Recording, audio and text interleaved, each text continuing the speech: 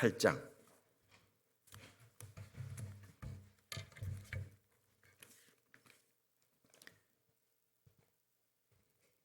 마가복음 8장 22절에서 26절까지 한 절씩 교독하시겠습니다. 벳세다의 이름에 사람들이 맹인 한 사람을 데리고 예수께 나와 손 대시기를 구하거늘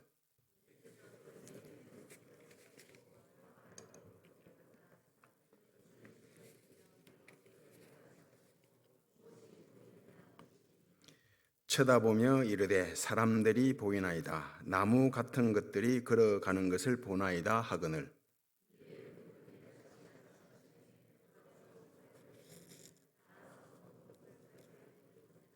함께요.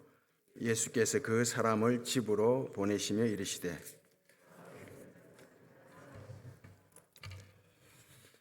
며칠 전에 그 대구 운동장에서 신천지 그 10만 교인 수료식이 있었습니다.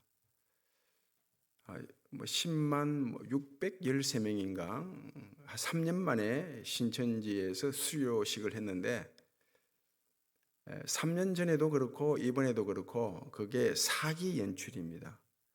실제 10만 명이 되지 않고 한 80% 이상은 기존 교인들한테 이 수료식 옷을 입히고 모자 쓰고 수료식 하도록 그렇게 사기 연출한 것입니다. 틀림없습니다.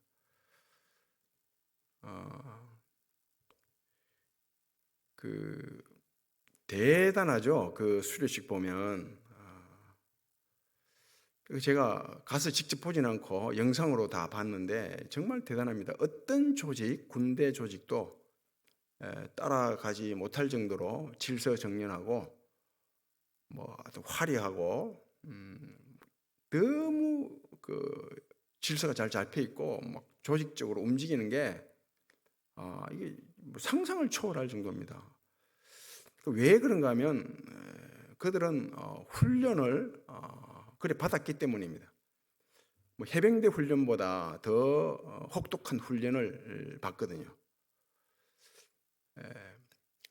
그 성경 공부라는 그 성경 공부를 하는데 열정, 성경 공부하는 열정, 그 성경 공부가 잘못됐는데 신천지에서 하는 성경 공부는 잘못됐는데 그 성경 공부 그 열정만 가지고 놓고 보면 그 열정을 기준으로 놓고 보면 그들이 진짜가 우리가 사꾸라거든요. 그렇지 않습니까? 그 성경 공부가 잘못됐는데 그 성경 공부 열정만 놓고 보면 그들이 진짜가 우리가 사꾸라거든요. 그래서 마음이 굉장히 아프더라고요.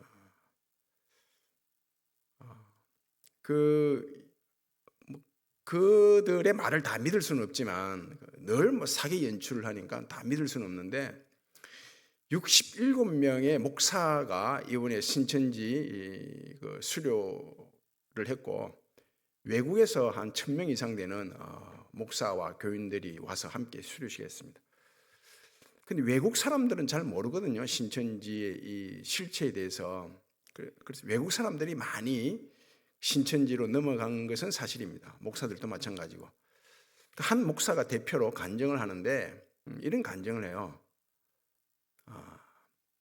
그 어디에도 자기가 성경 공부를 많이 했는데 요한계시록을 이렇게 한 3, 4개월 만에 이렇게 확실하게 해석해주고 풀어주는 데가 없었다는 거예요. 거기에 매력을 느껴서 자기는 신천지 교인이 되었다. 이렇게 간증을 했어요. 근데 이 목사가 성경 공부를 잘못했죠. 제가 전번에 말씀드린 대로 성경을 보는 관점이 있어요. 관점이 있는데 이게 참 중요한데 하나님 관점에서 그 하나님 입장에서 성경을 먼저 봐야죠. 그 하나님으로부터 신학이 있고 사람으로부터 신학이 있어요. 그 하나님으로부터 이렇게 시작된 신학, 교리죠, 이 교리 공부를 먼저 하고 난 다음에 그 다음에 성경을 봐야 되는데 이 교리 공부를 안 한 거예요, 이 목사가. 그래서 웨스트민스터 신앙고백서, 신조, 소요리문답 이런 공부를 먼저 해야 되거든요. 이 교리를 확실하게 외워서 내 것이 되면 내가 성경을 해석할 수 있어요. 다른 데 가서 신학교 가서 성경 배울 필요가 없어요. 성경 66권을 다 내가 해석할 수 있고 내가 다 풀 수가 있는 거예요. 교리가 확실히 정립되어 있으면. 그러니까 지금 혼자 교회 다니는 분들, 성경 공부를 하는데 매주에 한 번씩 이제 그 웨스트민스터 신앙 고백서를 하나씩 이렇게 나눠드려요. 그게 뭔가 하면 첫 번째가 우리가 잘 알잖아요. 사람의 제일 된 목적이 무엇입니까? 물으면 사람의 제일 된 목적은 하나님을 영화롭게 하고 하나님을 평생토록 즐거워하는 것입니다. 이건 외워야 돼요. 이건 이해의 문제가 아니라니까요. 외워야 돼요.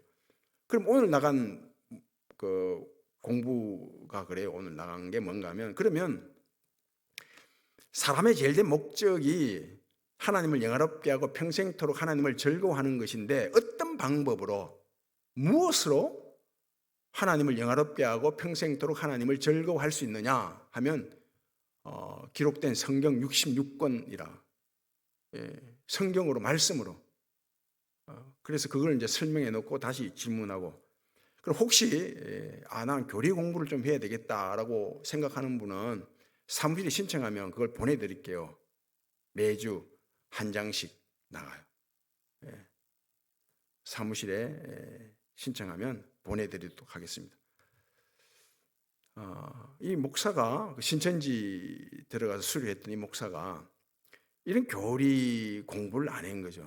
자기 경험을 가지고 신앙생활 하다가 그 열정이 넘쳐서 신학 공부를 하게 되고 그러다가 좀 요한계시록을 보다 보니까 궁금한 게 참 많잖아요. 그래서 요한계시록 공부를 하게 됐죠. 신천지에서. 그래서 빠지게 된 그런 참으로 어처구니 없는 그런 결과를 가져온 것입니다. 오늘 본문 말씀 보면 어떤 사람들이 예수님께서 베세다에 가셨는데 어떤 사람들이 맹인된 자를 데리고 예수님께 나왔습니다. 예수님께서 맹인에게 먼저 안수하시자 이 맹인이 눈을 떠요. 눈을 뜨는데 눈이 완전히 안 떠지죠. 눈을 뜨기는 떠서 보는데 마치 사람이 나무가 움직이는 것처럼 오락가락 그렇게 보이는 거, 희미하게 보이는 거죠. 다시 안수를 했는데 뚜렷이 보게 된 그 사건입니다. 어떤 사람이 이 맹인을 예수님께 데려갔죠. 어떤 사람이. 맹인은 스스로 예수님께 나올 수 없습니다. 그래서 이 사건이 우리에게 첫 번째 주는 메시지는 그거예요. 어떤 사람도 예수님께 스스로 나올 수 없다는 거예요. 구원의 시작이 전적으로 하나님의 은혜다 이것입니다. 인간에게 어떤 구원의 원인, 조건이 있는 것이 아니고 전적으로 하나님의 은혜다 이걸 말씀하고 있죠. 맹인 스스로 예수님께 나올 수 없죠. 저번에 말씀드린 대로 듣지 못하고 말 못하는 자도 어떤 사람들이 예수님께 데리고 나왔지 않습니까? 또 어떤 사람이에요? 어떤 사람. 특정 이름을 기록하지 않는 이유가 있죠. 사람이 구원을 얻게 할 수 없다 이것입니다.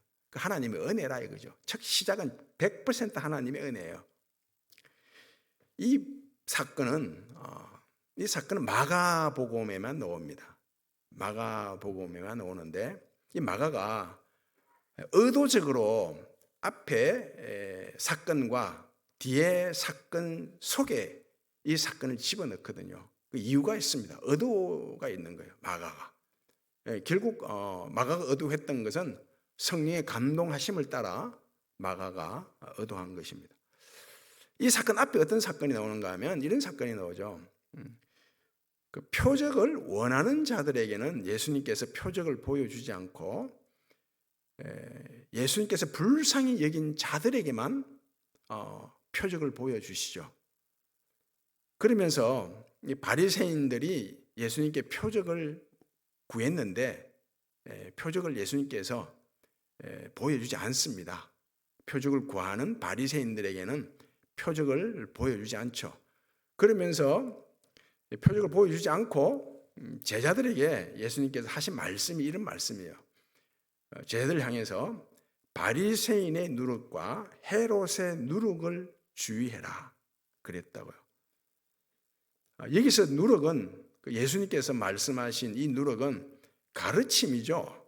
바리새인의 가르침과 헤롯의 가르침을 주의하라. 이 누룩은 가르침이요, 영향력이요, 파급력입니다. 바리새인의 가르침이란 바로 형식주의죠. 형식주의자. 그리고 헤롯은 세속주의자. 형식주의자들과 세속주의자들의 영향력, 가르침, 파급력을 주의하라. 이렇게 말씀하셨는데 제자들이 어떻게 알아듣습니까? 누룩 얘기하니까 이 누룩은 빵 만드는 데 사용된다. 그것밖에 몰랐던 거죠. 그래서 우리에게 빵이 있나 떡이 있나 제자들끼리 너 빵 가지고 왔나?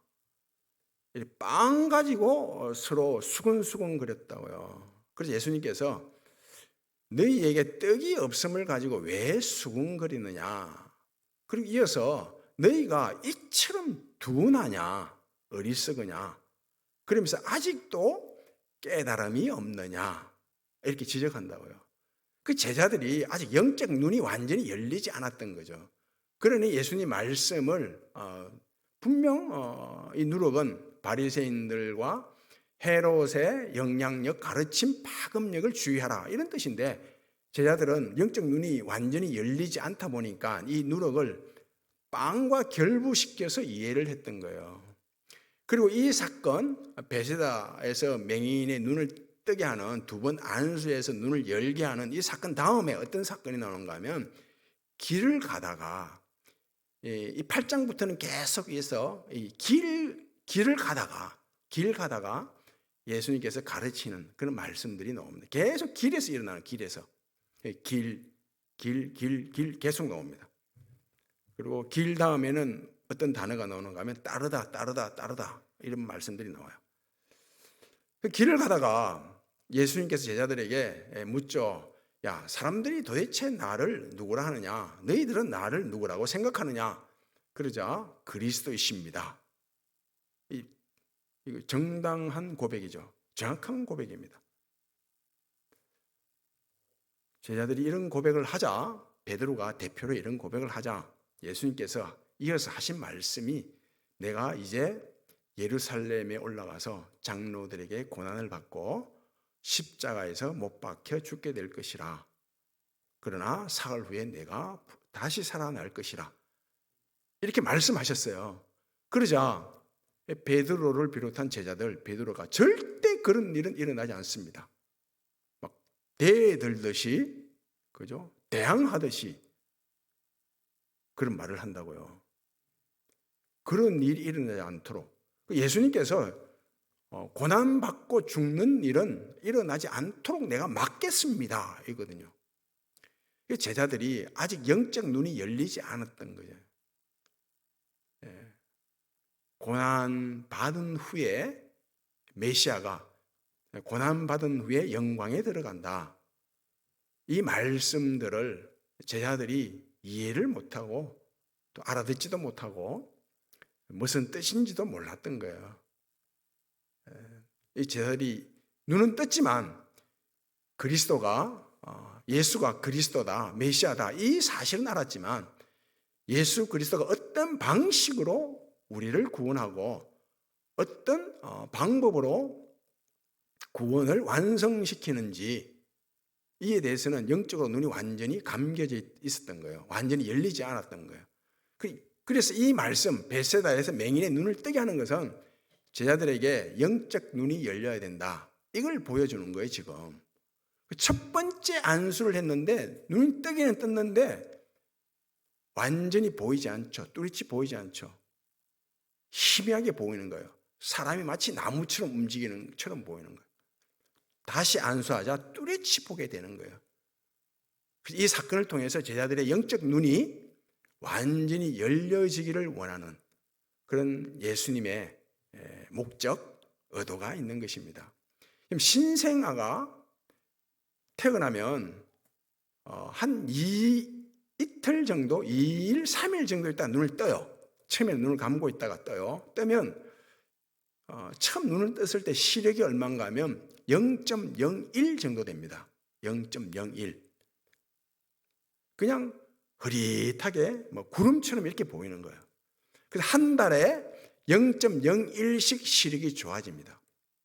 그 4개월, 100일 지나게 되면 0.04 정도 돼요. 그때 되면 비로소 사람을 알아봐요. 그때부터 엄마, 아빠를 알게 되는 거예요. 그러다가 점점점 시력이 좋아지다가 돌 정도 되면 0.4 정도 되거든요. 그때 되면 완전히 다 구분해요. 알아봐요. 그러다가 3살 정도 되면 1.0 정도 됩니다. 완전히 눈이 떠지죠. 시력이 좋아지면 1.5까지 가는 사람도 있고 애도 있고. 이처럼 우리의 신앙생활도 점점 눈을 열어가는 과정입니다. 영적 눈을 열어가는 과정이에요. 바울이 그러잖아요. 고백을 하기를 초기 예수를 믿고 영적 눈이 열리고 난 다음에 고백하기를 영적 눈이 열리니까 뭘 보게 되는가 하면 자기 주변에 사도들을 보게 돼요. 사도들. 그 사도들과 자기 자신을 비교하죠. 그러다가 중기 점점 눈이 열리니까 이제는 누굴 보는가 하면 성도들을 보게 돼요. 성도들과 자기 자신을 비교하게 되죠. 비교하니까 모든 성도들 가운데 내가 가장 작은 자라. 그리 얘기한다고요. 그러면서 말기가 되니까 누구하고 비교하고 누구의 모습들이 보이는가 하면 죄인들의 모습들이 보여. 그 죄인들 가운데 자기가 우두머리라고 그런 고백을 하죠. 영적 눈이 환하게 열리면 이렇게 됩니다. 먼저 자기 자신을 보게 되죠. 자기 자신. 어떤 수도원에서 수도하던 수도사가 원장을 찾아가서 이렇게 말합니다. 원장님, 저 모든 내 속에 일어나는 욕망들 다 버렸습니다. 어떤 욕망도 다 버렸습니다. 물질에 대한 욕망, 권력에 대한 욕망, 내 이름을 내고자 하는 욕망들 다 버렸습니다. 이제 욕망이라고는 실오라기 하나 걸치고 있지 않습니다. 있거든요. 그러니까 이제 그 원장이 칭찬해야 되잖아요. 너 대단하다. 칭찬했겠어요? 야, 너 참 대단하다. 넌 네 자신이 어떠한지 아직도 모르는 정말 대단한 것을 걸치고 있구나. 그랬답니다. 자기 자신을 아직 모르는 거예요. 이 수도사는. 그 사도 바울이 이런 고백을 하지 않습니까? 내가 유대인들에게는 유대인처럼, 이방인들에게는 이방인처럼, 할례자에게는 할례자처럼, 무할례자에게는 무할례자처럼 그렇게 됐다. 이건 조삼모사, 카멜레온 이런 뜻이 아닙니다. 그 바울 속에 가장 귀한 것, 예수 그리스도를 알고 믿는 이 보화가 있다 보니 다른 것은 그렇게 중요하지 않다. 예수 그리스도와 비교해서. 그러니 만날 수 있고 그들을 이해할 수 있고 그들의 관점에 서게 되고 그들의 입장에 서게 되고 그러다 보니 함께 할 수 있는 거죠.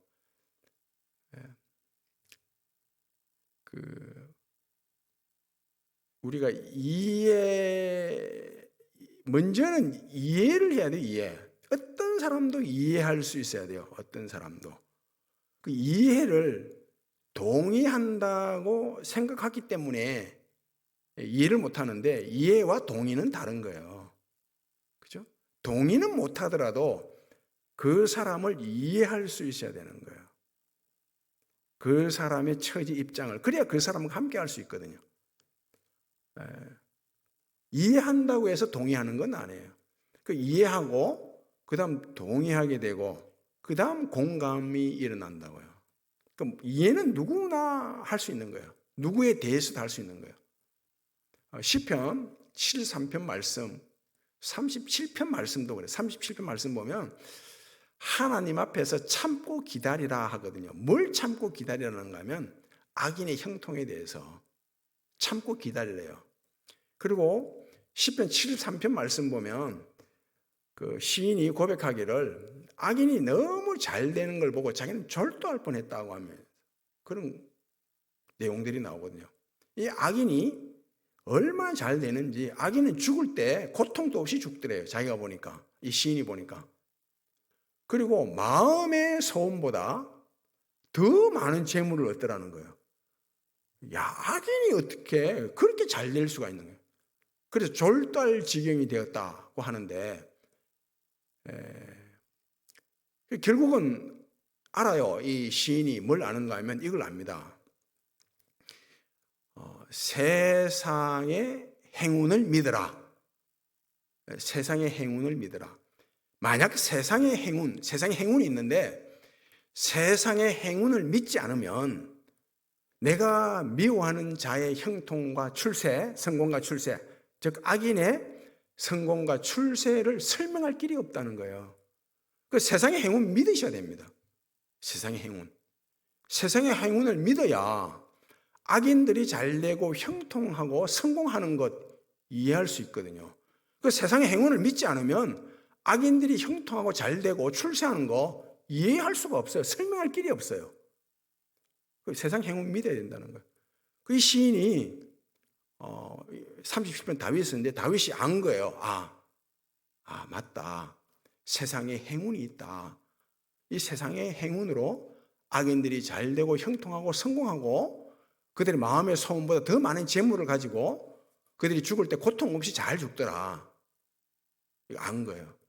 그런데 그때뿐이라는 거예요. 그러면서 하는 말씀이 시인의 고백이 하나님을 가까이 함이 복이라 이렇게 말합니다. 그 세상의 행운이라는 건 세상에서만 유효한 거죠. 세상에서만. 그러나 나를 향한 하나님의 자비인자는 이 세상에서도 유효할 뿐만 아니라 저 천국에서도 유효하죠. 영원하죠. 그래서 하나님을 가까이 함이 복이라 이런 고백을 합니다. 점점 영적 눈이 떠가면 내가 살아가는 모든 삶의 영역에 하나님의 인자가 있다는 사실을 알게 되죠. 점점 영적 눈이 떠간다는 것은 모든 영역에서 내가 하나님을 가까이 한다는 그런 뜻입니다. 며칠 전에 제가 옥동 사거리에서 어떤 사람을 만났는데, 만난 게 아니고 옆에 섰어요. 옆에 섰는데 이 사람의 키가 저보다 한 뼘 정도 컸어요. 그런데 이 사람이 한 30대 초반인데 양복을 쫙 입고 비율까지 좋아요. 그 저보다 큰 사람이 한 10cm 이상 컸어요. 1m 87 정도 딱 섰는데 처음으로 제가 그때 위축감, 주눅 들고 내가 굉장히 왜소하다는 걸 알았거든요.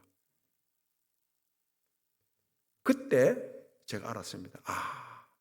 키 작은 자들이 가지는 그런 내가 왜소하다, 내가 위축되고 주눅 들고 이런 감정들, 느낌을 제가 느껴봤다고요. 지금까지 살면서 키 큰 게 장점이라고 생각해 본 적이 없거든요. 키 커서 누리는 장점, 가지는 장점 별로 없습니다, 사실. 학교 다닐 때 공부 좀 하려고 하면 제일 뒤에 세우거든요. 그러니 공부 좀 하려고 마음먹었는데 제일 뒤에 서니까 선생님 소리가 잘 안 들리고, 그리고 어디 가서 뭐 집합하면 뭐 키 큰 순으로 또 집합시켜서 그 큰 놈 뭐 가져와라 시키고 막 별로 장점이 없었는데, 그날 처음으로 키 작은 자들이 가지는 단점이 없는 거죠. 키 큰 자에게는. 아까 내 자신이 왜소하다, 내가 막 주눅 들고 내가 위축되고, 이게 단점이잖아요. 키 작은 자들이 가지는 단점인데 이런 단점이 없구나. 그래서 키 작은 자들의 입장에 서게 된 거죠. 그래서 점점 영적 눈이 열린다는 것은 다른 사람의 입장에 서는 거예요. 다른 사람의 시각, 관점을 가지는 것을 말합니다. 그래서 이해하고 동의할 것은 동의하고 공감할 것은 공감하고 점점 어떤 하나님을 가까이 하는 그 삶의 영역을 넓혀가는 거예요. 이게 영적 눈이 열려가고 우리의 신앙생활의 과정입니다. 어디에서도 하나님을 가까이 할 수가 있죠. 점점 믿음의 눈을 열어서 전에 못 보던 것을 보고, 전에 듣지 못하던 것을 듣고, 전에 해석하지 못하고 전에 설명하지 못했던 것들을 해석하고 설명하고, 그래서 하나님의 은혜를 더 의지하는 영역이 풍성해지는 그런 복이 있기를 바랍니다. 아버지 하나님, 점점 우리의 영적 눈이 넓어지고 깊어지고 더 풍성해져서 전에는 알지 못하던 것을 보고 전에 깨닫지 못하던 것을 깨닫고, 그래서 더 하나님을 가까이 하는 영역과 분야가 더 풍성해져서 하나님의 복을 더 풍성히 누리는 저희들 되게 해 주옵소서. 예수님 이름으로 기도하옵나이다.